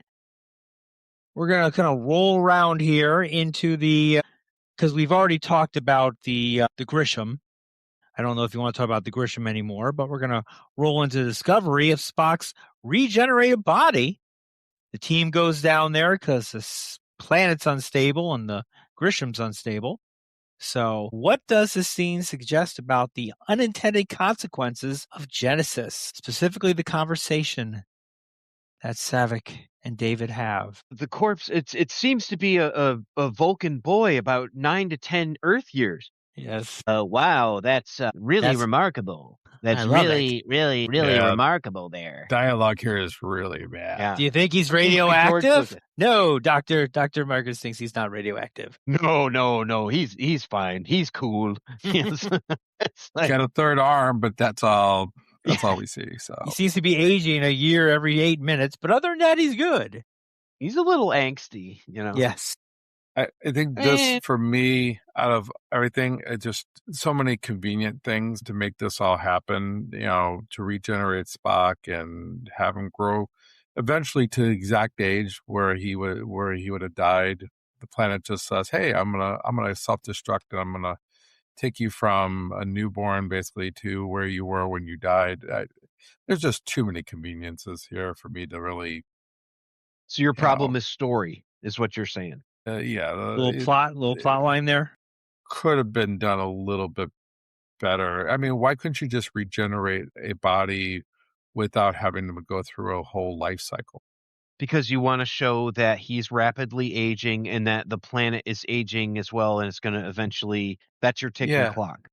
The planet is aging like millions of years, right? Whereas Spock is aging like, what, 70 to 80 years maybe? But Vulcans do live longer than humans. They do right? live longer. So, yeah, I think they live like 200 to 300 years old and stuff like that. So he was like 500 or so. No, maybe it wasn't that much. I don't know. It was like mid twos, but going through all the different phases of childhood and regrowing up, I don't know if I'm a big fan of any of it. And it's like you said, with the hey, it's a little boy, a Vulcan. Who can this be, right? Yeah, right. What are the odds? And it's like, it's my understanding that this must be Spock. And it's like, really? I do like that line that we believe it's him, but he's not himself. Like, I'm like, no shit. You're kidding. I know. And yeah, that's interesting too, because I didn't read it the same way that you did, where it's like, I'm like, all right, it's fine. Like I'm taking it as rote, and they're like, all right, so this is what happened, and this is why it happened, and all that. Okay. You guys established the rules, and you're telling me what the rules of the science is, so that's fine. You're not deviating from that. My issue with this, Ken, is the direction. Whereas I said, like Nimoy did a good job in general of like putting everything together, and I keep coming back to like the actors, and these are not like this isn't Marlon Brando. He's not walking in and telling them what he's going to do as an actor, and if you don't like it, he's going to take off. This is David frickin' Marcus, and this is Saavik number 2. They are clearly being directed by Leonard Nimoy. Okay, give me more. Okay, give me less. Okay, give me this. And like the performances and all that, you've got like the kid who's just absolutely wigging out. Then you've got the other ones and all that, and like everything that's going on. It's like, I don't think that this is a great performance from these guys. I feel like it's really lackluster. And I I feel like agree. we could have gotten better direction in this part. And I'm putting that on Leonard Nimoy, not I on those guys. I blame it on Nimoy, but also blame it on the actors that are chosen here. I think you I think needed she's somebody limited, you know? she's very limited. I Yeah. think you needed a seasoned You actor can only that get so much blood out of a turnip, right? like you Exactly. know what? Maybe not. Maybe you had Savick, David, and Chekhov there. Poor Yeah, Chekhov. well, that's the thing. Chekhov was part of the the original science vessel that looked into the Genesis project. So what it would make sense that he would continue to be part of that. So Chekhov's and like, who are you? You're not Savick. but he gives you legitimacy, and I feel like that's what we're missing here. Like I said earlier, yeah, the Christy Alley character who is willing to go into danger head first, whereas you have this one who just seems to be more passive. And very passive, yeah. I just don't like the actors here. I mean, David's changed too. David was like this, I hate my dad, y'all suck, the Federation sucks, all this, to like, now the fun begins, Savick. Shut the fuck up, David, okay? Nobody cares about having fun. Kid. He gets to see his creation and all that. He gets to actually go there and experience it and all that. And it's like, you would think that he would have been suspecting from like a certain point and be like, oh, there's a problem. And like been playing it like that. Like, oh, I'm apprehensive. I'm worried that people are going to find out what I did, or I'm worried that what I did was wrong. Anything. We could have had anything. And I didn't get nothing at all. Here's the other thing. And eventually, of course, he dies here. But I feel like there hasn't been enough established relationship between him and his dad There's to not. really make that. Or why not have Carol Marcus here? Why not maybe have her be one of the first people that die? Maybe she dies on the ship with the rest of them, and David is upset and grieving, and becomes the David we saw in Star Trek 2. Because I like that David. Yep, I like that David a lot. I'm this with David you. For this David here, he's a pussy until he dies. And I would have liked to have him get some good licks into that Klingon. But yeah, the fighting scenes in this movie are pretty weak. The hand-to-hand combat stuff's pretty comical. Very much so, yeah. That's why I think a third person here would have been kind of cool, because then, maybe it's Chekhov that goes off and says, hey, you two stay back here. I'll go see what's going on. And then he gets captured by the Klingons. It just makes more sense than David going. There are just too many little missteps here on the planet. What if David was wearing a red shirt? A red shirt? Well, he was at the end, because that's where all the blood was. So. Nice. Yeah, nice one. Yeah. There's a tidbit. What is that movie? The red shirts, they always die. Oh, that's Star Trek. Yeah. No, like no, it is Star Trek. No, we did it. The one with the science fiction one. Galaxy Quest. Was he a red shirt in that one too? The random character they threw in there, he always dies. No, I don't think he had a red shirt, to be honest. I thought he called himself a red shirt. Guy. Yeah, I thought Guy. No! What's my name? He doesn't have a last name. I don't have a name. Do I? Yes. Anyway. All right. Moving on. This is an intriguing scene. It's not. We'll do a little side-by-side comparison here, where Kirk again faces death with an enemy. What do you guys think of this scene here with Krug threatening to destroy them, even before he kills David? Just the scene itself. Banter's good. I like good. the banter between the two. It is reminiscent of when he's with Khan, but you get the idea that it's like Krug has a different motivation. He's not single-minded, bent on revenge. Right. He has a purpose, and he's going to meet that purpose. And his opposition to Kirk is that it's opposition. He's like, I am your opponent. And I think this is your opponent speaking. Yes. Like with Khan, he didn't have an experience, where Krug has experience. So when he could trust his instincts, like when Kirk is like, oh, you guys need to surrender or we're going to blow you out of the water type of deal. He's like, hey, we must have done a more serious blow than we thought. Mm-hmm. And he trusts his instincts because he's done it before. And that's what makes him even somewhat more dangerous than Khan when it comes to, the battle scene here. The fact that they didn't recognize that Grissom might have been under attack, that's not why they were responding to either one of them. You guys should be like, they should have said something like that. Well, maybe something happened to Grissom. Maybe they were attacked. This is Genesis, and people, have already fought and died for Genesis already. So they should have been cautious to begin with by the time they got to the planet. But then the fact that, they were watching for the distortion and stuff like that, that was clever. Doing that. That's a Kirk thing. Yeah. Yeah. And I like that. That is what I like probably the most, maybe in this whole movie, is this back and forth scene, where it's like it's a cat and mouse game, really quick. It's a quicker one than we saw in the Wrath of Khan, but it's a quick and it does what it needs to do, and it does it well. The fact that the Enterprise, the automated system, was overloaded and it blew up. I mean, it bothers me a little bit. I would rather have said that they would have said something like it took so much damage from the previous fight that's why they lost control of the ship. They'd be like, blame it on the automation system. That's why I don't believe that two men should be able to pilot a big, huge starship like this. But this is, again, a Romulan thing to do. Hey, I'm going to kill one of those prisoners. You don't give me what I want. I mean, you don't think about it probably back then, but now that we've watched Star Trek over and over and over again throughout the years, we know that this is not really what Klingons do. Well, and Klingons also in this scene, Kirk, his career is cheating death. Right, which, he pats himself on the back for. Correct. And all that now good stuff. It's caught up to him. It has. Yes. It has. Let's look at it this way. It actually caught up to him in Star Trek 2 with Spock dying. He's trying to rectify that, right? He's trying to the Kobayashi Maru. In fact, that's what they call. Yeah, they call it in that. That's what they call this little thing that they're doing here. Yeah, the Promised Land. Yeah, so I mean, he is trying to rectify that death that that happened in Star Trek 2, but then he pays maybe even a bigger price by losing his son and his ship. It's an absolutely no win for him in this. It's like he sets out to do something and he accomplishes that, but it cost him everything. His career, his legacy. It reminds me of the movie Men in Black 3, where they go back in time to save Tommy Lee Jones's character, and the guy who's like in all these different infinite time things. He's like, whereas there's death, there's always death.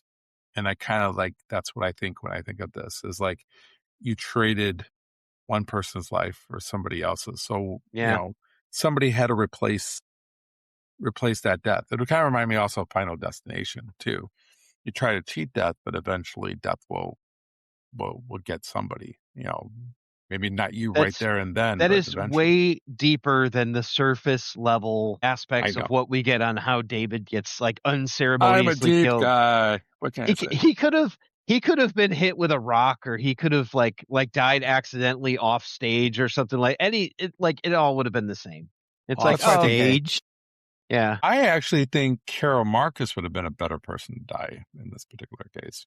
But it wouldn't have affected because it's not of Kirk's blood, right? Because Kirk never settled down. He never had kids and all that. And when we get to Generations and all that, you'll see like, what does Kirk want? And then it's like, oh, it's him on the ranch with his wife and the horses and stuff. That's what Shatner wants. But yeah, right. That was like the whole thing. And similar with Picard, because they're, career minded driven explorer types. They don't want to put down roots, but that doesn't mean that when he has that, right, and he's got that full-grown son and all of that, that's his legacy.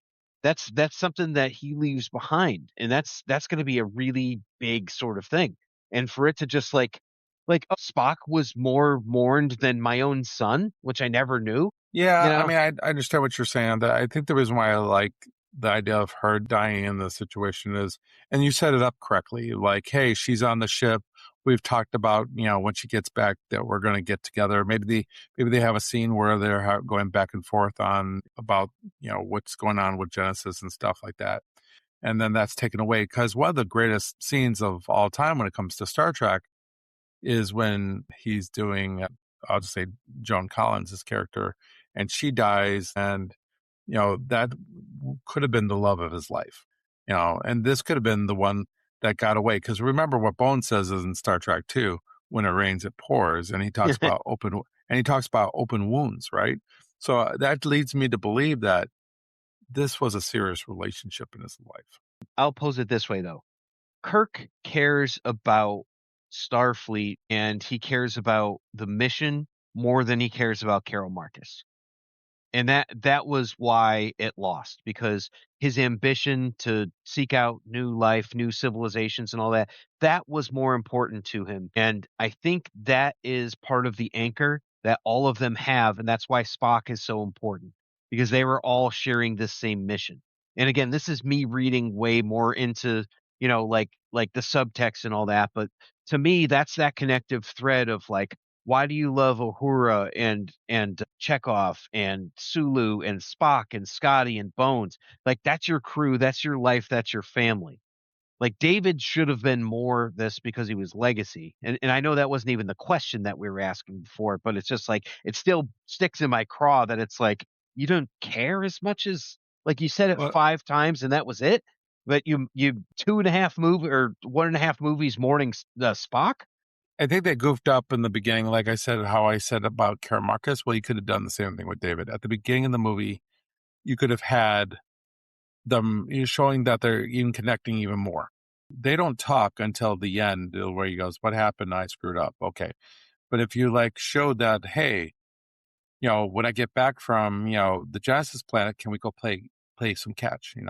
I'm just kidding about that, but something that shows, that their relationship is even getting deeper, growing deeper. I don't hate that idea, the idea of the playing catch or something like that, like some sort of like Earth, value system or something like that. I think what you're saying makes sense. I disagree on the. I feel like I'm having a TED moment right now. I'm like, I like what you said, but I disagree with the Carol Marcus part. So I'm fine with that. And like I said, I would pivot over Yeah. into having that with David. Do it with David instead and build more of a relationship. Like Kirk is looking forward to seeing David again. Yeah, like establish some sort of relationship with the son. Yeah, you're exactly right. That's been my problem from the get-go, that there's no relationship. How about a Carol Marcus and David on the planet with Savick?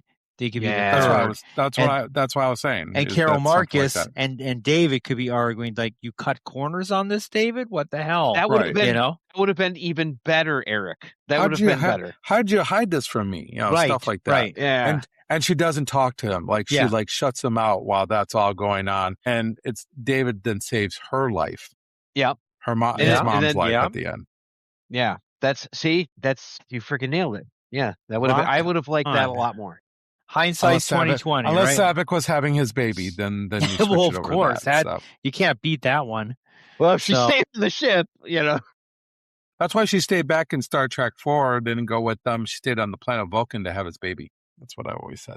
There you go. I mean, This is 1984. I mean, this could have been drafted into many, many.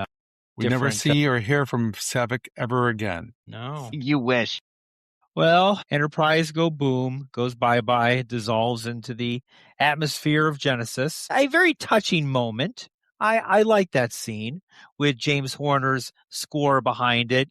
Bones, what have I done? I enjoy that scene. It's definitely chewing the scenery, as you say, but I'm a sucker for it every time I see it. I'm happy you said that about the score, because I think this is the best use of the score in this film. Clearly. This is where the score, it plays the main character. Without the score and the ship's just going down, it's like, okay. I love how the ship not only blows up, but how it just goes and disintegrates into the atmosphere, and that smoke of fire. I think that how they did that was beautiful. Yes. And you have everybody looking at it, watching their ship go down. I would have loved to see a little bit more tears and a little bit more heartache from especially Scotty. Like when he reacted when, they found out David died, because he literally didn't do anything. Again, first time director, right? So I again, like, I just feel like Montgomery Scott with some of these things, it's like, okay, are you a better actor when you just yell at a loudspeaker and be like, I can't do it, you know? Like, how many scenes does he actually have with other actors that are in the crew? He's got like what, one with at the end of Star Trek 2, and he's got the scene where he's bringing him to the Enterprise in Star Trek 1. That's it. well, Until then, when his nephew died, though, Yeah, he he showed carries his range nephew there. up there. that was like the best scene he's ever done until 4. You know, so it's like, oh, okay. Yeah, I don't know, like, and again, it's got to be the director. You know, it's like, oh, okay, give me a tepid reading. Okay, all right, Luke, no, more lukewarm. Okay, all right, great. Or just like he's reading a newspaper, like Norm Macdonald, and he's like, go ahead, yeah, You know, the one person that at least had a shocked look on his face was Chekhov when they were doing the destruct sequence. Yes. At Yeah. least Chekhov looked like, what? Wait, this is what we're doing? You know, you I always just buy that he cares in every moment that he's in. You always buy that with Walter Koenig. Okay. but I do love the fact that I mean how Kirk reverses and has that crew killed, and he is like, hey, sorry about your crew. They Right. met with a horrible accident. Right, You know? yes. It's like, Say la vie. but c'est la vie, C'est- right? As we say on Earth, c'est la vie. Yes. Yeah, I love that. I love What a dick. all that. Yes. I mean, he took something tragic and he made it mean something at least then, right? So That was a good move, though, too, like strategically and all that. He essentially had the luggage code from Spaceball 1 on that, Yeah. 1A, 2B, 2A. You know, it's Yeah. like, okay, all 3 of them had that. So Right. apparently with 3 codes, 2 people could not run the Enterprise to destroy it. Apparently. Destroy So it. funny, yeah, they couldn't destroy it. Funny thing about that too is they used the exact same code back in the 60s television series. So Did it they? had That's- not changed that's probably why. it hasn't changed in over 20 years. Well, there you So, go, right? Yeah. Well, it's 20-year-old ship. Yeah, So. exactly. Makes perfect sense. All right. Let's go to the planet itself, Genesis. How does the collapsing Genesis planet intensify Kirk and Krug's confrontation? Because Lord knows you need something. Well, it makes it a little bit more of a fair fight because let's be honest, Klingon should like wipe the floor with Kirk. Yes. You know, they're stronger, and Should have broke his neck when he lifted him up. Mm. here's the thing though, with this planet breaking up the way it is and you're getting all these like volcanic eruptions, don't you think it would be almost impossible to actually breathe or live? I mean, Transporters all going not on, I working. mean, it Well, yeah, it you should mean be like the atmosphere, air, like breathable air. the atmosphere, it's got to be like scorching hot on that planet with the core. Like, Well, it didn't seem to affect the ferns. yeah, right. They watered them before it all happened, I guess. So My goodness. And they watered them. I don't know. Nimoy, more ferns. We need more ferns. I don't think it's a terrible fight sequence. It's okay. It's the best one of the bunch, but it's really Right. not great. Krug, he's on that edge and he's like starting to lose his balance, and it just looked kind of stupid, like it was forced a little bit. Like, I'm gonna pretend I'm going ready to fall. What? Nah, those little things here kind of bother me here And then there. but Shatner, give me your hand. I mean, so he's going to save him, ordered the execution of his son, and yet he's going to save him. And then when he grabs his leg, he's like, you know what? I don't think so. maybe he's trying to save him because at that time he thinks that's how he's going to be able to get back on the ship. That's the only way he can get back to the ship.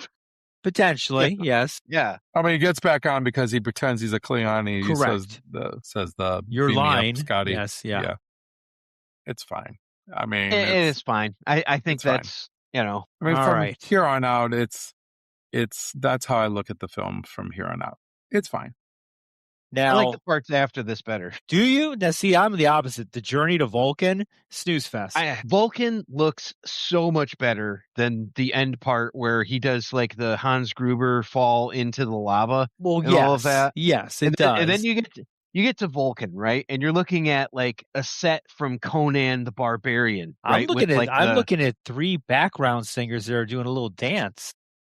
Yeah, with like the and that's something I never noticed until this time. It's like all kind of like the priestesses, like that are just like there Yeah. in like the flowing robes and stuff, and they're just like in the white togas, like the cult of Isis or something, or Toga, like that kind of stuff. toga. And I'm like, I'm like, oh, okay, this is interesting. I've like never looked at the back stuff because I've always been just like looking at like the major characters, like come here, bring forth, that kind of stuff. But I think it's far more interesting than just what we saw. Because this was like Yeah, but it was it should still be the kind of climax. blah. It was still, but the climax was weak. I agree. It is. Here's the weak. thing. So Nimoy wanted this ending. The studio heads thought it was too blah, like you said. But this is what you're going to get with a TV director, a guy who's only done TV. This feels like a TV episode. But he didn't write it. Someone else wrote this, and he put it on the script. Leonard Nimoy wrote part of this movie. He was on board with some of the writing on this. Okay. So this ending is all Nimoy. Some of it's all fine. I'm saying It just is goes I on like too it long. better because of the visuals. I think it looks better. I don't think it's like wow, this had to be here or anything else like that. But I mean, Search for Spock. We had to get Spock. We got Spock. Right. And all is well. Okay. Again, this is let's be honest, this is a bridge movie. This is a bridge between 2 and 4. As simple as that. And it does what it needs to do. It's kind of like Back to the Future 2. It's not as good as the first or the last. It just bridges the gap and gives you what you need to continue the story. I like Back to the Future 2 a lot more than this movie. I mean, because if you think about this is an unofficial trilogy. 2, 3, and 4 it are is. Yeah, trilogy. they said it was. Yeah, I understand what you're saying on that. I do think this is one of the better odd movies still, but I just think it just starts going to a crawl at the end here, and I think there could have been ways to kind of speed this process up a little bit. Kind of like the medal ceremony at the end of Star Wars. Yes. It is kind of like that vibe. Where Chewbacca doesn't get a medal. What the fuck was that all about? Have you guys have you seen that scene without the music? Yeah. The Raw scene. Yeah. It's hysterical. It's just I crack up laughing. I mean, I do like when Spock turns around and he's like, then he has a conversation with Kirk. I like that. That's kind of a nice thing at the end. I didn't like how he didn't acknowledge literally anyone but Kirk. Right. True. Right. Okay. He could have put his hand the guy on who carried Chekhov at least acknowledge the guy who carried your ensigns all the way up to here. He sacrificed his life for you. Yeah, for crying like out loud. there should have been something. It's like looks like I won the argument. That would have been great. Right. Yeah. But it's not totally bad. Like I said, it's fine. Again, this movie ends on it's fine. Next week on The Search for Spock. There's other Star Trek movies that are like, it's not fine. We'll get into those down the road. But like, I mean, I actually prefer this ending over 1. 1 just for me was just kind of like, I am not going to argue with that at all. Well, of course, 1 was very weak. So I can understand why like Siskel and Ebert liked this movie, but didn't feel like it was great. They're like, yeah, it's fine. That's what I got off of the reviews when you read them. It was like, it's fine. Because that's enjoyable, bro. Let's see, what did they say? They said good but not great. Yeah, that sums it up. But you know what? After 2, it's pretty hard to beat 2. And like I said, first time director. And here's another thing that, let's be honest, most people's favorite character is Spock, and he's not in the movie. Just at the end, he's not in the movie until. No, he's not. Well, he's not. Leonard Nimoy's not in the movie till the end, and he doesn't speak until the last 2 minutes of the film. That does take away from the enjoyment of it. I mean, because when we get Spock in 4, we have a lot more fun with Spock. Yes. Because Spock is still learning to get all his marbles back, basically, right? Yes. So colorful metaphors and too much LDS in the 60s. Yeah, it's great. I think if you had some fun with that at the end of this movie, then that would have made it better. You could have got rid of some dead weight, like I said, because there's some scenes there that you could just got rid of. And then at the end, maybe did something that would have been like amusing. There's really nothing here amusing at all. It's just, it's fine. Okay. I got a wild card question for you guys. Do you think that a cameo by Phil Collins would have been warranted in this movie? Phil Collins? Genesis. Okay, all right. I mean, at this point, it was just after Peter Gabriel, right? So, yeah. Oh, no, Peter Gabriel's long gone. Yeah, because he would have been gone in 81. So you're No, a he was couple gone in the years. late 70s. I thought he made it through to 80. No. Selling He's to doing England by Shock the Pound. Monkey. No. Yeah. And then there was 3 was put out in 78. That was Phil Collins' first album with them. I will say no, because Phil Collins was too busy dominating the 80s airwaves of music, being the third most #1 hit writing person of all time behind Michael Jackson and Paul McCartney. But he was doing cameos on Miami Vice. Well, yes, Miami So Vice. he I mean, did everyone have was, some acting. well, he was probably doing blow in the corner with freaking tubs. Not yet, so, though. yeah. Not yet. This would have been his first, because this would have been made before Miami Vice. Yes, a little bit. You're right. They filmed it in 83, released in 84. All right, so Phil my Collins. Genesis reference bombed. Okay, fine. You guys suck. What cameos you really needed in this film are Klingons from the original 60s show. That would have been the cameos that would have been cool. Because you're bridging the Klingons from the 60s to these now 80s Klingons, and I think that would have been kind of cool to recognize. And I forget the name of the Klingon, but there was a main Klingon bad guy in the original series. And if you would have let him have a cameo here, I think that would have been the cool cameo. I think right. it needs Harry Mudd. That's what it needed. Harry Mudd, yes. Yep. My last question for you. Which sacrifice in this film feels the most significant? A, Spock's earlier sacrifice. B, David's death. C, Kirk's career risk. Or D, the loss of the Enterprise. Loss of the Enterprise. You think? I was thinking the career risk, because they still have to deal with that after everything, because the Enterprise was going to be decommissioned anyway. He So could I'd say steal the a career. Federation ship. He could do time. Yeah. But also, like, Sulu risked everything, and Chekhov and Uhura and Scotty. Like, so, and you said before, Scotty's probably in the most trouble. Yeah, I would agree to a certain point. The reason why I go with the Enterprise is it's definite. We know for a fact what happened with the Enterprise.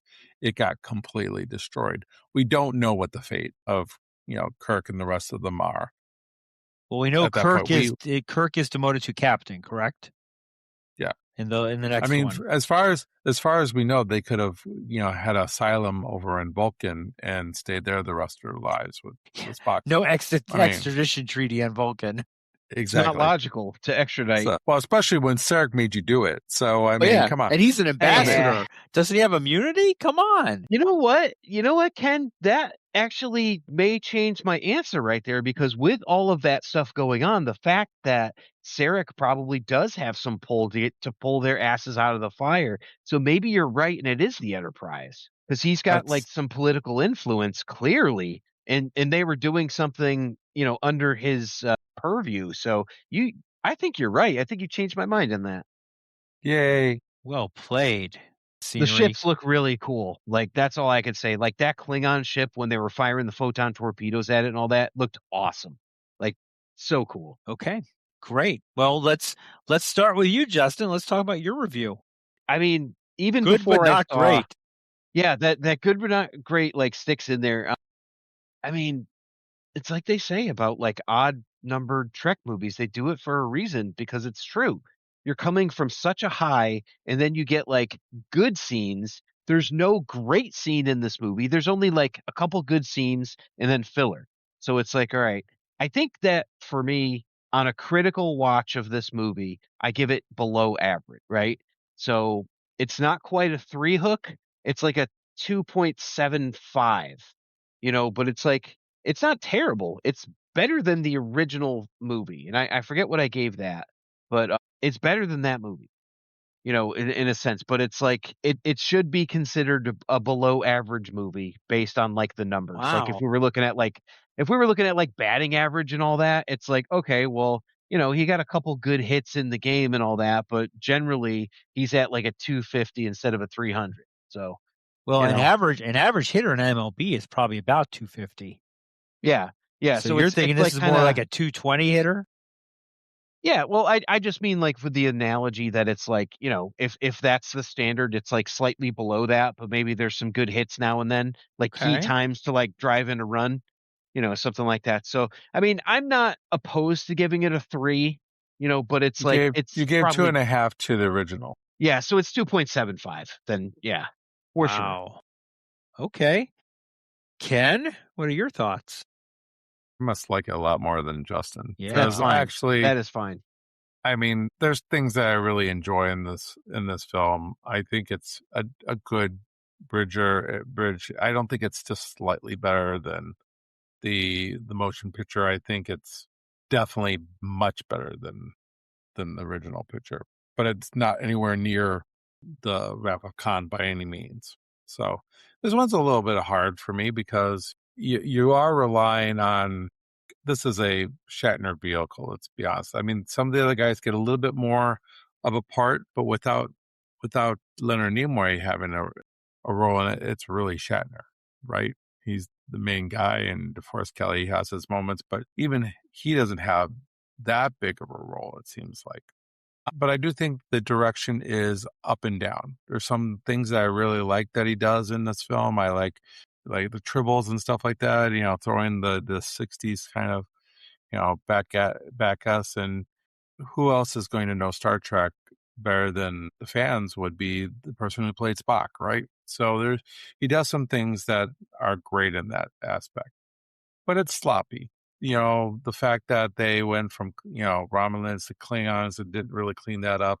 That initially doesn't bother me, but yeah, as the years have gone by and now that I know, it's like, yeah, they could have fixed that. I think that sometimes it slows down to a crawl.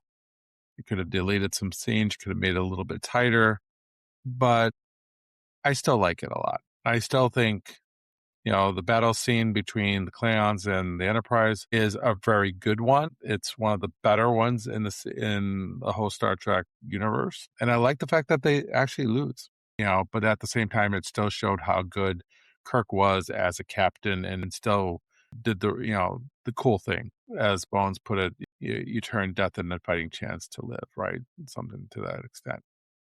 I'm going to go 3.75 on this one.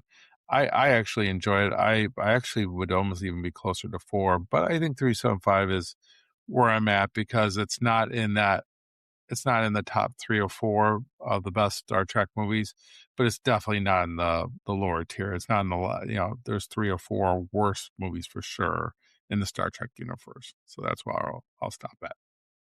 Ken, I agree with you. I enjoyed watching the movie. I think it's a fun movie to watch. It's a great kind of a filler between the movies. It's a hell of a lot better than 1. It's not up to 2.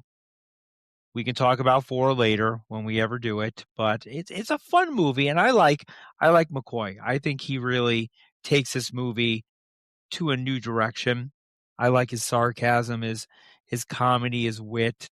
I like him in all the movies, but this one I really, really enjoy him in. There's obviously a lot of flaws that we've talked about, and I'll be honest, as we talk about the flaws, it makes me laugh more at the movie as I watch it. So it's enjoyable.